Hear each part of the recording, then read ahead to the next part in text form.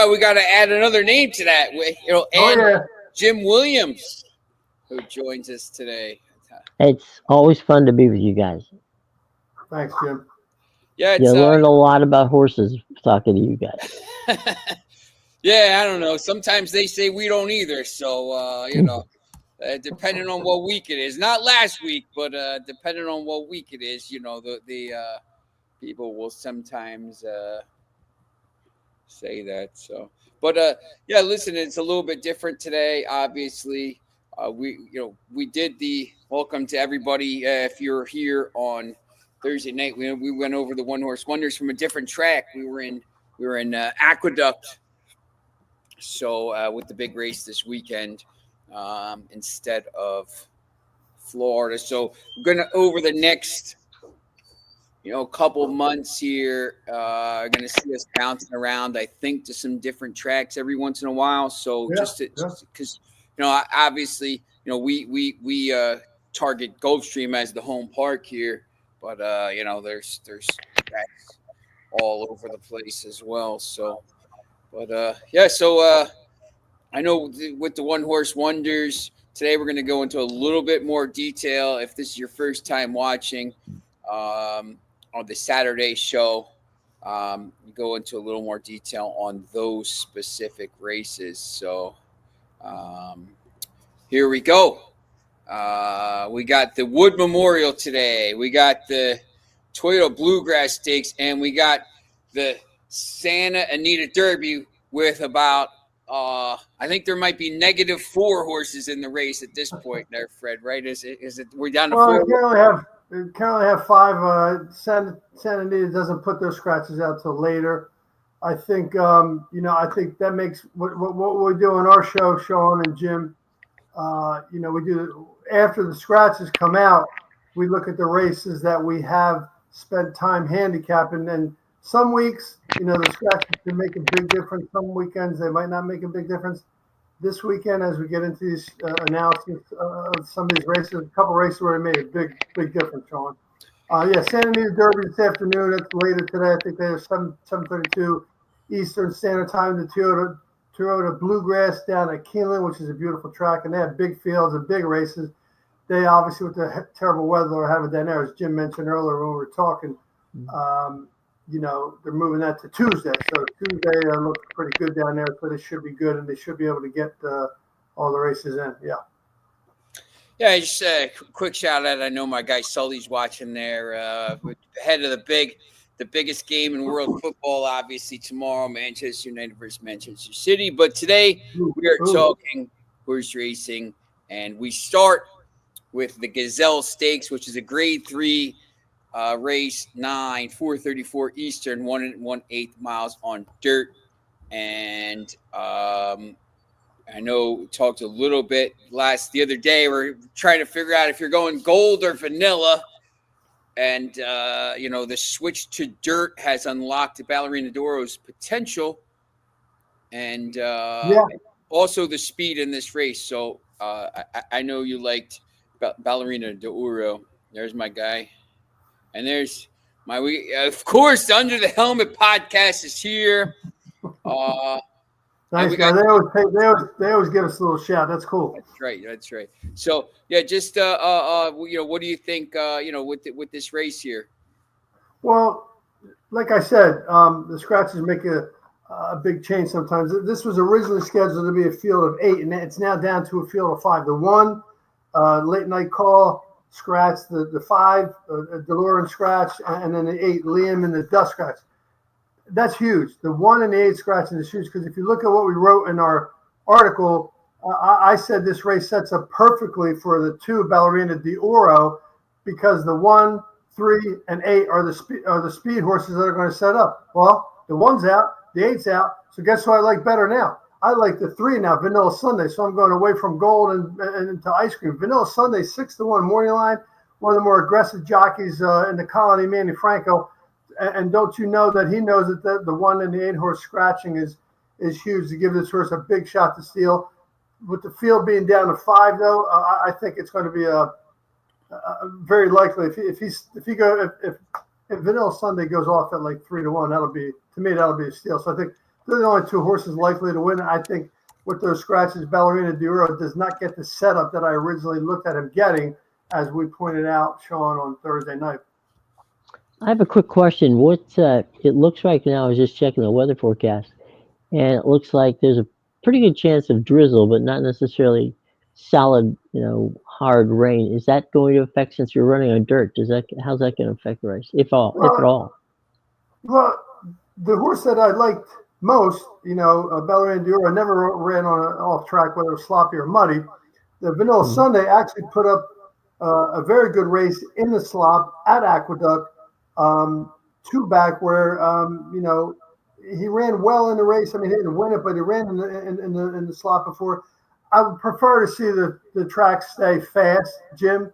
Mhm. So because the two and the three, both have been on fast tracks. The two have been a lot of turf, as Sean pointed out earlier, made the change to dirt. So I hope it doesn't rain too much there, Jim. But Mhm. I still would like the three, because I think he just becomes the speed of the speed now with the scratch of the one and the scratch of the eight. And I think it doesn't set up for him as nicely as it did when there was a full field of eight and he would get some speed to run into. I think Manny Franco is going to go out of the gate and just go for it.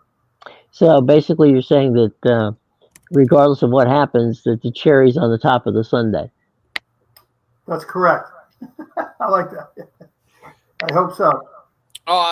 Race 11, race 10, the Carter Stakes, which is a grade 2, 7 furlongs on dirt, 5:06 Eastern time.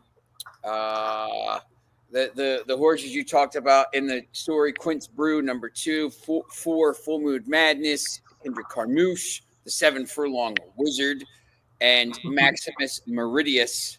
The number that I looked at right away was third Yeah. off the layoff, seeking a third consecutive win. And the trainer wins at a 35% clip when the last race runners return. That's Quince Brew. Yep. So that to me was interesting. Which one do you like here? Well, yeah, there was only one scratch in this race, the 8-horse Sheriff Bianco.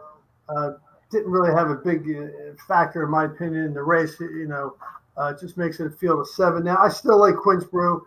As you pointed out, third off the layoff, that's big. The trainer wins very well, third off the layoff. His last out buyer was 101. That kind of towers over this field if he runs a race back to that level. It was in the mud, at Laurel. Mikel Sanchez, a very good jockey on the East Coast, runs a lot and wins a lot of races at Parks and Laurel. It's his only mount. And Sean, you and I have talked about that being his only mount, coming in for one mount in a grade 2 Carter race. His class is perhaps slightly suspect, but I don't think that's a big deal. There's a lot of speed in the race. He's not necessarily a need the lead type. I think he can kind of stick with the pace setters and kind of make the one big run at the end, which he has done the last 2 races out. I mean, ever since he got taken over by Edward Allard 2 races back when he was previously trained by Michael Gorham, he's kind of been a different horse. And I think he's probably sitting on another big race. And he's 2-1. He's the morning line favorite. I think he should be the morning line favorite. And some of the other horses I looked at, the 4 and the 7, as you mentioned, Kendrick Caramouche, love 7 furlongs.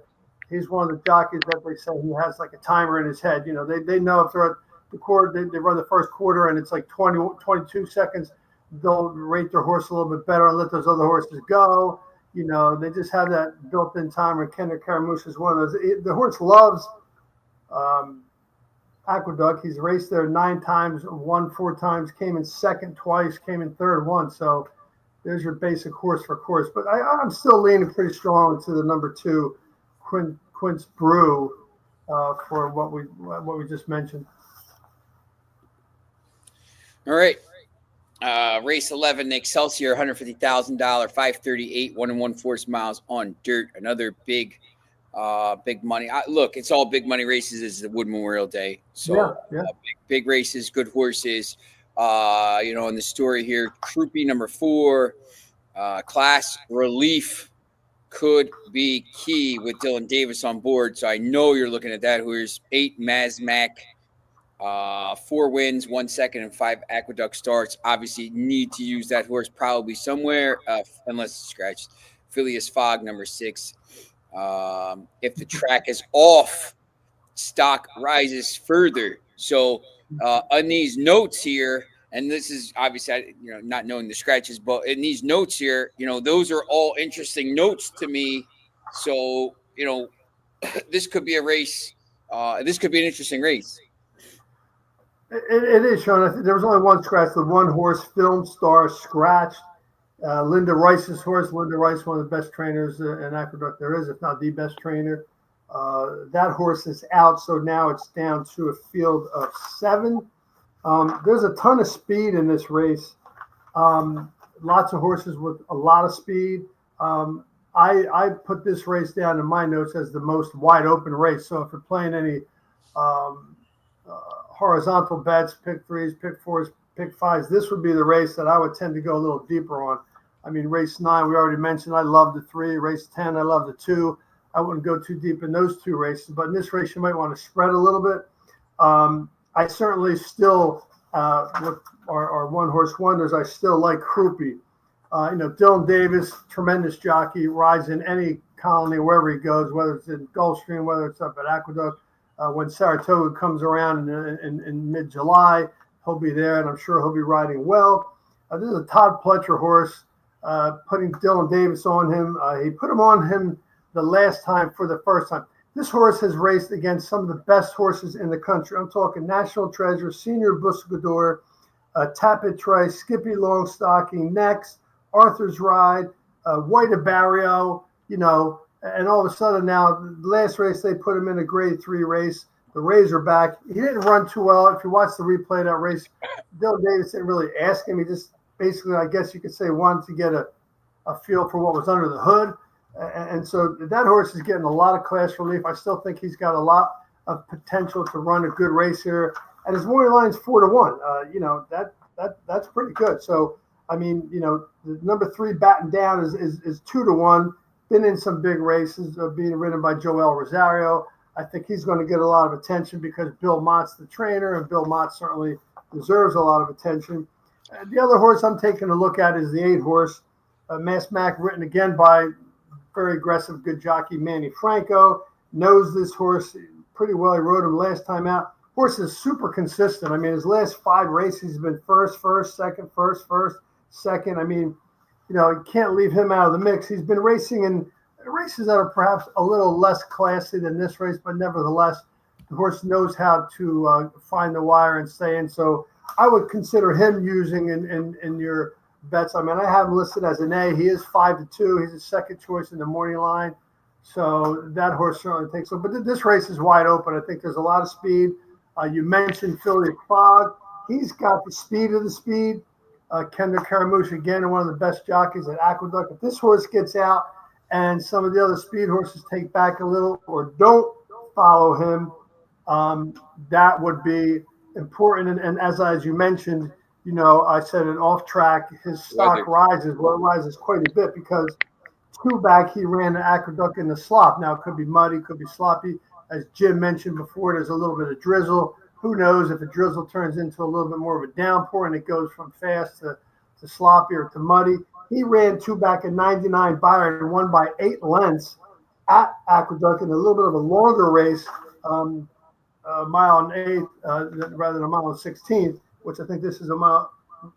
What is this, mile and a quarter? Is that what this race is? Mile and a quarter. So it's a longer race, so if he won by 8, he should have a little bit left in the tank. So that horse is certainly worth a look. It has the highest early pace speed figure of them all. But again, I put this down as the most wide open race. So, good luck.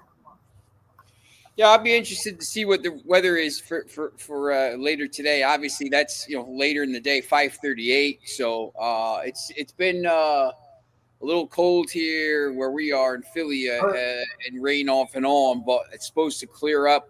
It's supposed to be cloudy later. So if that changes and it gets it starts raining and the track gets a little bit muddy, maybe you have to see what that horse is going to do there. Race 12. That'll make a big difference. That'll make a big difference. Yep. Race 12, the Wood Memorial. Grade 2, 100 points on the line, 6:10 Eastern, 1 1/8 miles on dirt. Massive race. Obviously, one of these huge Kentucky Derby prep races that everybody looks at. Everybody, there's a lot of horses in this race that need the points, and need them desperately because there's not a lot of time left. Listen, it's April 5th. There's only 3 weeks. You're not racing today. I'm racing next weekend. So, this is it. I mean, I don't know. Maybe there's a race on the 19th. I think there's one or two, but you're not probably putting a horse in 2 weeks before the Derby. So this is probably it. So, your notes: number 5, Sandal; number 8, Passion Rules; number 2, Captain Cook. One is the favorite. One is undefeated. A couple of them need points. Including maybe the favorite Captain Cook is going to need the points for Derby eligibility. So, where do you go here with so many horses? Needing. Well, yeah. Points. Essentially, like you mentioned, these past 4 Derby preps with 100 points to the winner and 50 points to the second place. Essentially, is like in the Breeders' Cup, and I know Jim, you're a big Breeders' Cup guy as well. 100 points, win and you're in. If you win, you're in. Of course, if your horse is sound and you want to put him in there. Next week there is one Derby prep race, but first place is like 20 points and second place is 10 points. Like this is it. Yeah, nobody's going to really be putting a horse in that race and expect them to run 3 weeks later. But there were some critical scratches again, as we mentioned at the top of the show. We talked about how important scratches are. Number 6, Hill Road scratch. Apparently, trainer Chad Brown's the horse did have a fever, and they took him out of the race. The number 9, Bear Claw Necklace, who was a speed horse, 50-1 morning line, a Safi Joseph horse that was going to be ridden by Raz Marad.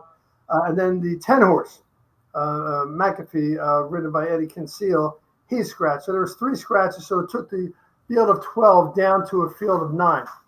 I still like my number 5 horse, Sand Devil. This horse does have some early speed. There's a couple other speed horses in this race. The one has some speed, Rodriguez.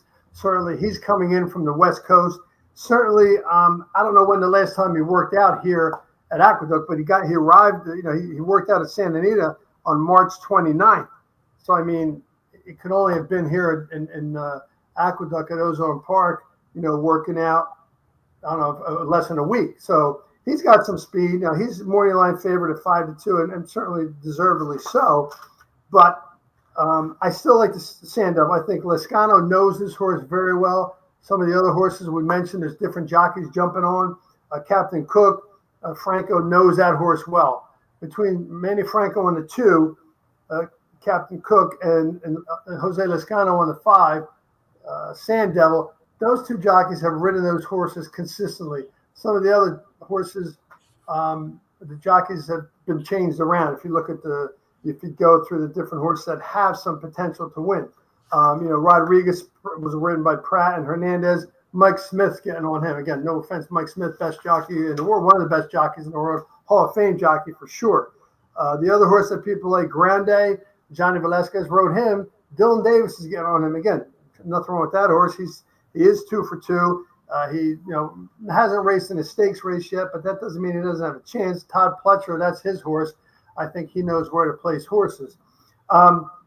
Interesting thing here, and again, I'm sticking with Sand Devil, but with the scratch of the 10, McAfee, or the 3 scratches, that puts Omaha, a horse that we did talk about, that puts him in the 9 post.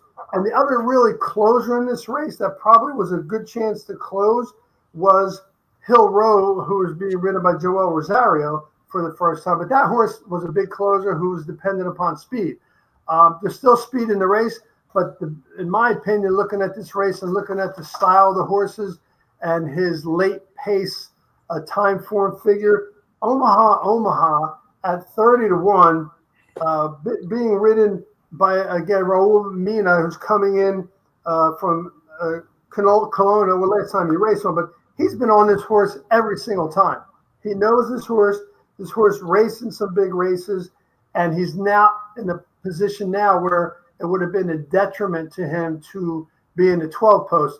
losing ground, trying to make up ground, pretty tough. Well, now he just got moved into the 9 post with those 3 scratches, and most critically, the scratch of the 6-horse Hill Road, who was the other big-time closer. That makes Omaha, and I didn't stutter, that's his name, Omaha, out of a horse.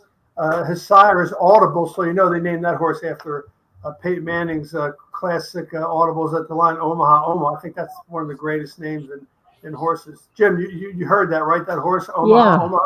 Yeah.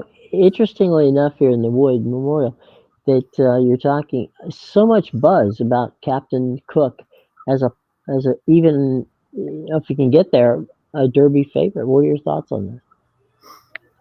I don't doubt that he should be getting buzz. He's out of Practical Joe sire, who certainly can have horses that can run distances that they're going to be needing here. He is number 1 prime power if you look at that. Richard Dutrow certainly is a big trainer up in Aqueduct and has put some horses in some big races in the past. I think he certainly deserves the buzz. I think today's test will be a test not only for Captain Cook, but also for all the rest of the horses. Because as Sean pointed out earlier, Captain Cook currently has 20 Derby points and is at 31st on the list. 1 through 20 only get in with 2 also eligible, so that leaves 22 horses. He's in 31st place. He needs this race to get in. And don't get me wrong, Manny Franco, one of the best jockeys there is going to give this horse the best ride he can. I just think there's a lot of other horses in this race who are in the same position. Our horse that we like, Sand Devil, he's in the 28th position. He comes in second. That certainly gives him a chance to move into the top 20. Again, the scratch of Hill Road, who was in 29th place with 24 points. He was looking at an opportunity to get some points and get in. I don't think Bear Claw Necklace didn't have a chance. A lot of people did like McAfee, another Richard Dutrow horse. It's interesting that Richard Dutrow has the 2 horses as well, Captain Cook. Now, why his other entry, McAfee scratch, don't know. Maybe that's gives his other entry a bigger chance. McAfee was probably one of the only horses in the whole race that ran in a stakes race other than the 1 horse and the 4 horse. So, some of these horses have not been in big races, including Captain Cook. That's a little bit of a knock, not a big knock, but that's why a lot of people may be somewhat, weary, not terribly weary about betting Captain Cook, but I am leaning on Sand Devil. It's interesting. I'm on the Aqueduct site right now, and they have the 10 listed as still in the race, but they have the 6 and the 9 scratched. No, my information is the 10 is out. Okay. Yeah. I can double check on that, but I believe he's out. Okay. Yeah, they probably just didn't update it yet. That's big because that makes a difference. Yeah, I'm on the Aqueduct site right now, the NYRA site, and they have the 10 listed as McAfee ready to go. Okay, well, we can move on to the next race. Okay. And then while we're doing that, I'm going to go to my TVG site and see what they say. All right. It's kind of like Bill Belichick is running the NYRA site. Race 13, 644 Eastern, 7 furlongs on dirt. Ariana Grande Rye, Sohana, Dolomite, Snapping Buttons, Sweetest Princess. They already said Sweetest Princess when I said Ariana Grande.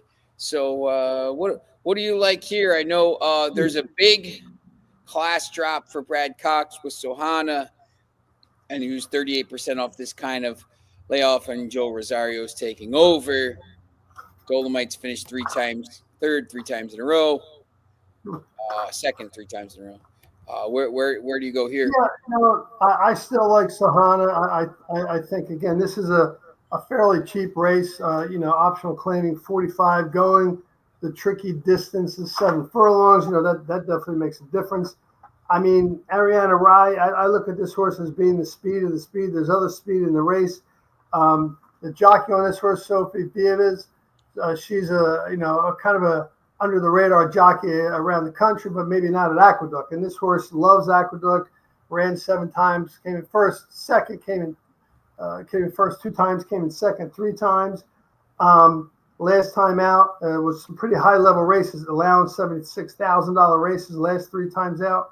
Allowance 50,000 times 4 back, and has always been right there with these horses. So I mean, at 8 to 1, with a horse that's got some speed, with a horse that has run on a sloppy track before, 4 back and won that race. If the weather, as we mentioned, does turn, I think a price horse at 8 to 1, I would certainly give that horse a big chance for my money. Sohana again 5 to 1. Brad Cox, one of the best trainers out there, putting a horse in an optional, claiming 45. He's not being claimed or not up for claim, so you know he's putting him there to win. That's the only way that horse is going to bring home some money. Also, a horse that loves Aqueduct, raced there 5 times, came in first twice, came in second twice, came in third once. Joel Rosario is on him, again, top jockey. So this is an interesting race. From what I've seen, looking at the scratches in this race, there's only one scratch that I have. That would be the 11 Monetary Monarch. He was 30 to 1 in the morning line. Sorry, Scott. Sorry, Sean. She was 30 to 1 in the morning line. So I'm not so sure that was a big factor. But, those are the horses that I really am fond of. Dolomite is the 1-to-1 favorite. Okay. Manny Franco's on him again. This horse has been racing at this level for the last 2 times and ran very well. Buyer speed figures are probably most consistent compared to some of the other horses. But some of the other horses have put a race up on occasion that if they step up again and do it, they got a big chance to win. So I'm not a big Dolomite fan. I mean, if he wins, he wins. But I think there is some options in this race, some opportunity to get some other value. And that's why I'm leaning a little bit more on the number 5, Ariana Rye. All right. Going south. I apologize. I looked on, you're right. I don't know why I had that 10-horse scratch if I was just looking at something early, but it looks like the horse is still in. And even more interesting, Joel Rosario took over the ride, which is interesting because Richard Dutro put Joel Rosario on that horse. Previously, that horse was ridden by Lane Lovesey and Esquivel from Churchill Downs. So it's a pretty big upgrade for the jockey ride. So we'll have to keep an eye on that. And with that horse being in, it certainly doesn't affect my pick as much as the closer as I want as another horse being quality. His morning line is 20 to 1. Doesn't mean he has a chance to win, but there are some people out there who like that horse. So something to keep an eye on and a little change from what we had talked about earlier. All right, we got the final race here. We're going to go back in time, 5:52 Eastern time. This is race 10 at Keeneland. Actually, this is Tuesday, race 10 at Keeneland. Rescheduled because of the weather concerns. I don't know if the times will stay the same on that day or whatever. You just kind of have to look. This is 8 miles on dirt, bluegrass stakes. East Avenue has blinkers on.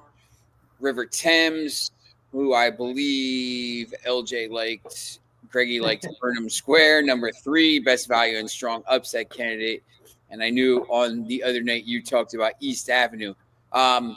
Maybe Monday night, if anything changes, we'll come on and give you a quick update. Just make sure you're tuned into Let Them Run on X and Instagram just to make sure. But, as of now, what do you like for this race?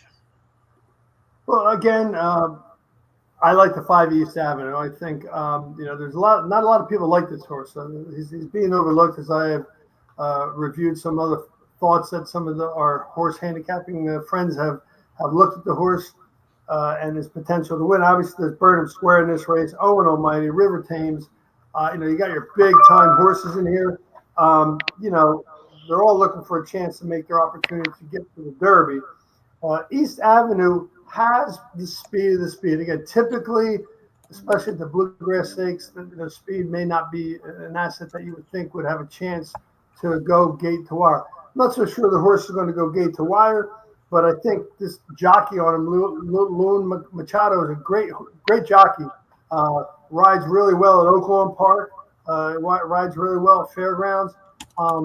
He's coming in to ride this horse. He's ridden him before. Brook has made him with him at 6 furlongs, 1 by 8, so the horse knows how to win. Went up, in distance and in class. Raced in the Breeders' Cup Futurity Grade 1, Breeders' Cup Juvenile Grade 1. Those last 2 races, the Juvenile and the Risen Star, didn't run too well. Kind of had a little trouble once in a while. So they gave him some time off. He came back again. His last out was his first off the land from February 15th in the Risen Star, where Magnitude won that race and won it easily. So I think this horse is sitting on a bigger race, a bigger chance to win. He's working out, lights out. He's put in 6 stellar workouts to prepare for this. Brendan Walsh is certainly a trainer with a lot of upside and knows how to put a horse in a race to win. So, again, River Thames, big horse, got a big chance. Irad Ortiz, best jockey in the country on him, getting on him for the first time, though. Again, a lot of these horses are getting some jockeys on them for the first time. Jose Ortiz is taking over for his brother on Owen Almighty. Interesting right there. Brian Lynch is the trainer for that horse. And a lot of people are taking a look at Chancellor McPatrick, who came out, won his first race, won his second and third race, ran into a little trouble in the Breeders' Cup Juvenile when he got beat by Citizens Bull. And, now he's second off the layoff. Flavor Pratt is on him again. So there's a lot of good horses in this race, but I'm leaning on and going to stick with East Avenue, Sean. All right. And I know, once again, the new experts, LJ took River Thames favorite, and Greggy took Burnham Square on Thursday night. So listen, remember this race is Tuesday now. A lot of things can change between now and then, weather, whatever. If there's any kind of updates, tune in to Let Them Run, the X page and wherever, and Fred will be posting some his thoughts and everything on there. Maybe a video or two. Sure. Yeah. And Sean, you mentioned, and it's a very important point, that the Bluegrass, I think, is the last 100-point race between now and the Derby, right? Yeah. And look, I think, after today, we'll have a pretty good feel for, who the top 10, 15 horses are. And then, the Bluegrass on Tuesday, we'll get some other guys some points, other horses some points. But, we'll have a pretty good feel, I think, by the end of tonight, who's going to be the favorites, maybe who's going to be. I mean, Fred, they'll probably start talking about odds for this probably later tonight, tomorrow, I would think, right? Yeah, as soon as this Wood Memorial concludes and you find out who got 100 points and who got 50 points, the top 10 point getters right now are pretty much in for sure. Maybe even the top 12 or 15. They've been looking at that and figuring out what horses can win, what horses can get in. So after the Bluegrass on Tuesday, even more so, because again, that race next Saturday will not have a huge impact, if any impact at all, on how right now, Sandman's got 129 points. Sandman's in. Tiz Tactics 119. Tiz Tactics in. Tappan Street is in. Sovereignty is in. Final Gambit's in. These horses all have at least 100 points. Coal Battle's got 95. When you start going down to 7, Chunk of Gold is on 75 points. Like these horses aren't going to get passed by a lot of these horses. Now you talk about Omaha. Omaha is on 26 points and 25th right now. Any kind of 25 points, gets them on up the bubble. 51. Yeah. Now you're basically up to 12th. So, you're probably in. Right now from 12. Well, what's the points for the 12th to 15th horse right now? From 12 to 15.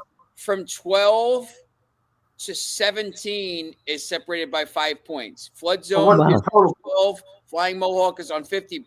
Flood Zone and Flying Mohawk are both on 50. Okay. Built is at 17th on 45. Neo Equos is on 40 and 18th. Chancer McPatrick 35. John Hancock 35. Maximum Promise is the first horse out on 33. So, Burnham Square. We talked about Burnham Square. Which race is Burnham Square in?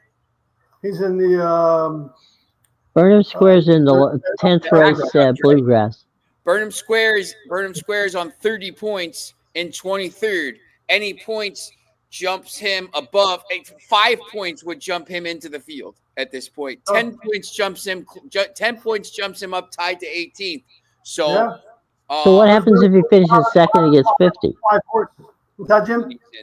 I was saying if Burnham Square even finishes a second and gets the 50, man, he flies. Yeah, you just have to be in the field. But, I mean, really just need – I mean, at this point, Burnham Square really just needs probably 10 points to, to lock it up. I mean, 5 points jumps him into tie for 20th.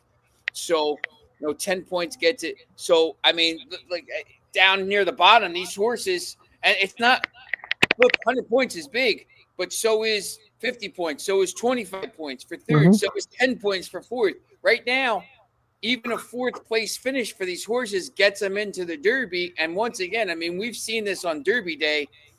It doesn't matter with 20 horses or 19 horses. It doesn't matter how many points you had getting into it. You're in. You're in the race. You're in. Anything can happen once you're in the Derby. It's not always the I mean, listen, the favorite probably never wins. And one other true. I mean, it's been a while. I don't have the exact stats, but I know Maj and before that, a couple of the horses that won were not favorites. They were true long shots like Rich Strike or something like that. But don't forget also tonight's Santa Anita Derby will determine some points because not going to be 100 points because when there's less than 6 horses or less than 7 horses, the points for first place at the Santa Anita Derby are down to 75 for first and I think 35 for second, something like that. And then if God forbid if they go to four horses only in that race and first place gets 60 points or 55 points, I don't have the exact stats, but the less horses, less points. But nevertheless, a horse that wins that race with 4 horses, 5 horses in a race, they're going to get 75 points. If it stays at a field of 5, they're going to be in. So that's an interesting race to take a look at from that standpoint, even though perhaps from a value standpoint for betting, 4 or 5 horses might not be so enticing to your bettors. Just for historical sake, Sean, 2018 Justify was the last favorite to win the Derby. Wow, 2018. Okay, that's interesting. Well, we're not going to be betting a favorite on May 3rd at the Hibernian at our podcast. There, are we, Sean? No, we will be betting on the bombs, I believe. Well, we're going to make some reasonable bets. I'm going to look at the field again. The horse that I love is Sandman. I think that horse is getting better and better right now. I know he's pretty much in, so I know he's looking forward to getting ready. I think that horse, it's going to be interesting. I can't wait till after Tuesday night when the field is essentially set, when the points are set. That's when it gets exciting. That's when it gets a little juicy. That's when people start really, getting their pens out, their pens, their papers, their highlighters, and then start breaking down all the different elements of what make the horses run. And also huge, which jockeys are going to go on which horses, because some of these horses have jockeys that have been on the same horse. That's going to be interesting. You got to keep an eye on. That's when it gets really interesting to break down. I can't believe we're only a month out from that. It's 4, basically, what is that? 5 Sundays away? 5 Saturdays away? Something like that. I don't even know. 4. No, yeah. It's 4 Saturdays. 5. It used to be. Is it 4? Felt like it's May 3rd. I feel like when we started this, it was months, months and months and months away. Oh yeah. 3, 4 months. Now here we are. We're basically a month out, and preparations begin. Make sure you're tuned in before that, and that's going to be a big day. If you're in the area, make sure you get down to Hibernians. We're going to have the Fred organizes. Don't you have that race where people dress up as horses and race on the soccer pitch?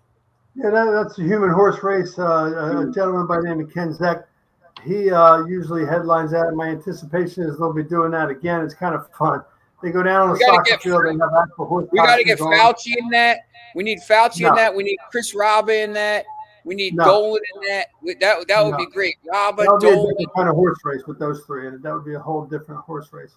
But Yeah. they raise money for a fund, for an organization, whatever, a charity. People put mythical bets on the horses to win. They run, the 100 yards, start to finish, from one goalpost to the other. We've had a couple of pulled hamstrings in the past, a couple of pulled quadriceps in the past. So me, as a physical therapist, I certainly support the efforts of the human horse race at the Hibernian Club. But yeah, we've been doing it for the past 4 years. It's turned into one of the best days at the Hibernian Club in terms of people coming out, having a good time. We give some prizes away. We're actually going to have some fresh off the presses, let them run hats that will be available, and they'll be given away as prizes. They're really beautiful looking. So as we hope to continue to see Let Them Run grow and run, it'll be a good time, Sean and Jim. So hopefully, I know Sean will be there, Jim. I hopefully we'll get to see you on air and get you on our podcast like we did Absolutely. I'm today I'm just here to enjoy and observe. We always enjoy having you on, and we'll look forward to seeing you, talking to you soon. Indeed. And it's been a pleasure, guys, and a lot of knowledge came today. Oh, Yeah, great. definitely. Thank you. All right. We will see you on Thursday, and good All luck. right, good luck. Good luck, everybody.